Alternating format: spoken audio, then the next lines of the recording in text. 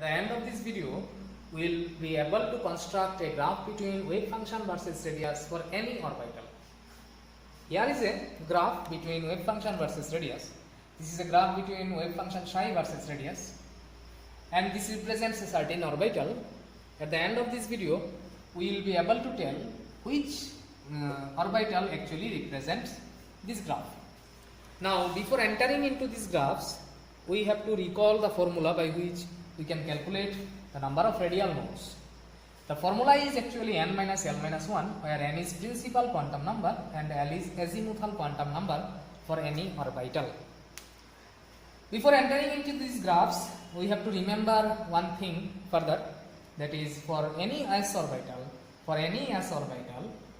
the probability of finding an electron inside nucleus is not 0 but maximum. For any s orbital, the probability of finding an electron inside a nucleus is maximum. And for p and d orbital, the probability of finding an electron inside nucleus is actually 0. Now, if we plot radius along x-axis and wave function psi along y-axis, radius along x-axis and wave function psi along y-axis, this point certainly represents nucleus because at this point r equal to 0. At this point r equal to 0, therefore this point is nucleus. From the graph it is seen that at nucleus the wave function is maximum, and this is a characteristic of any s orbital. For any s orbital, the probability of finding an electron inside nucleus is maximum. That means the wave function is maximum at nucleus. This graph tells us that the wave function is maximum at nucleus, therefore this certainly represents an s orbital. Now we have to know whether this graph represents 1s orbital or 2s orbital or 3s orbital. Certainly we know that this is an s orbital. To calculate this one, we have to know the number of radial nodes here. Actually, at nucleus the wave function is maximum, and when we move along radius, the wave function is gradually decreasing, and at this point, at this certain radius, the wave function is 0. But this is not a node actually. This is not a node actually because here the wave function is not continuous, therefore this is not a node. Therefore in this graph there is no node. Now to understand these graphs, we must have the concept of nodes. Therefore I strongly recommend you to see the link given below to build the concept about nodes. So this point actually does not represent any node, any radial node. Therefore here is no radial node. Number of radial node in this graph is actually 0, and certainly this represents an s orbital. Now for one s orbital, if we calculate the number of radial node by the formula n minus L minus 1, for 1s orbital principal quantum number is 1, for s orbital azimuthal quantum number is 0, therefore number of radial node for 1s orbital is 1 minus 0 minus 1 equal to 0. Therefore it is seen that in 1s orbital there is no radial node.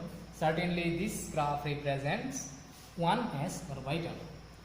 Now let's get into this graph.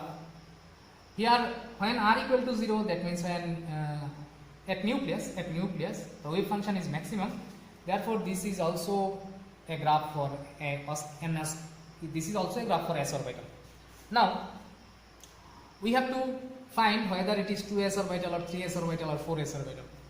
For this we have to find how many radial nodes are there. Now this is a point where wave function is 0, and at this point the wave function is continuous too. Therefore this represents a radial node. No further radial node is there, therefore the number of radial node in this graph is actually 1. For 2s orbital, if you calculate the number of radial node by the formula n minus L minus 1, for 2s orbital number of principal quantum number is 2, azimuthal quantum number 0. For s orbital azimuthal quantum number 0, therefore number of radial node is 1. So in 2s orbital number of radial node is 1, and this is an s orbital, and here also the number of radial node is 1, therefore this orbital certainly represents 2s orbital. In this graph, here is 2 radial nodes. At these 2 points the wave function is 0, at these 2 points the wave function is 0, and the wave function is continuous too. Therefore these 2 points represents 2 radial node, and at nucleus the wave function is maximum, therefore certainly it is a s orbital and 2 radial node is there. So if we calculate the radial node of 3s orbital with n minus l minus 1 formula, where principal quantum number is 3 for 3s, principal quantum number is 3 for 3s, and azimuthal quantum number is 0 for s orbital, therefore the number of radial node is actually 2.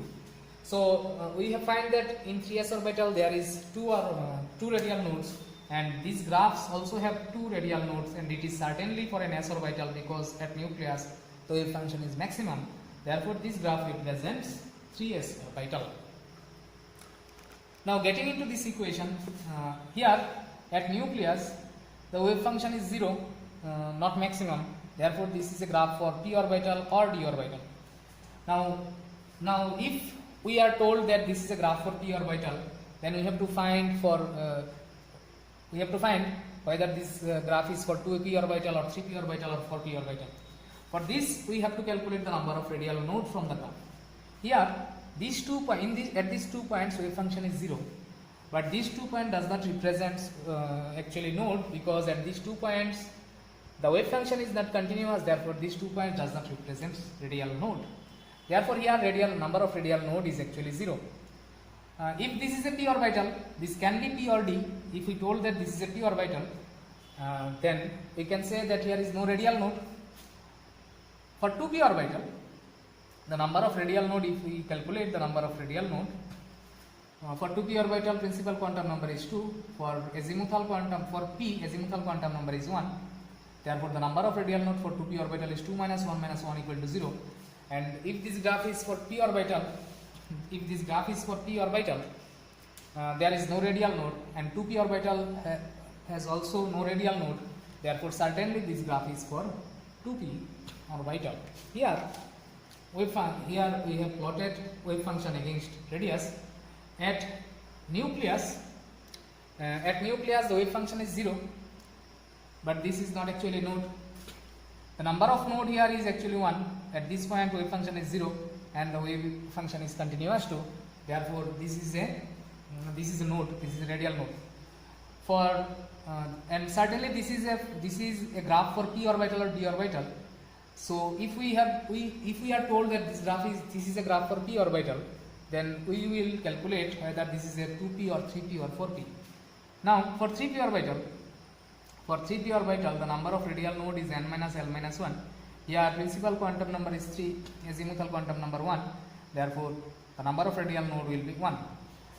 Therefore for 3p orbital number of radial node is 1, and the graph shows that here is a radial node, and if this is for p orbital with 1 node, this is certainly for 3p orbital. Now we will see that graph and try to understand which orbital represent this graph. At nucleus the wave function is maximum, therefore certainly this graph is for s orbital. And here there are 3 points where wave function is 0 and the wave function is continuous too, therefore 3 radial nodes are there. Therefore n minus l minus 1 is actually 3. Now for as it is an s orbital, therefore azimuthal quantum number is 0, therefore you can say that n minus 0 minus 1 equal to 3, therefore n equal to 3 plus 1 equal to 4, therefore this graph is certainly for 4s orbital. So I will give a homework to you. Calculate or plot a graph between wave function versus radius for 4D orbital. For 4D orbital, please reply me in the comment box. Jai Hind.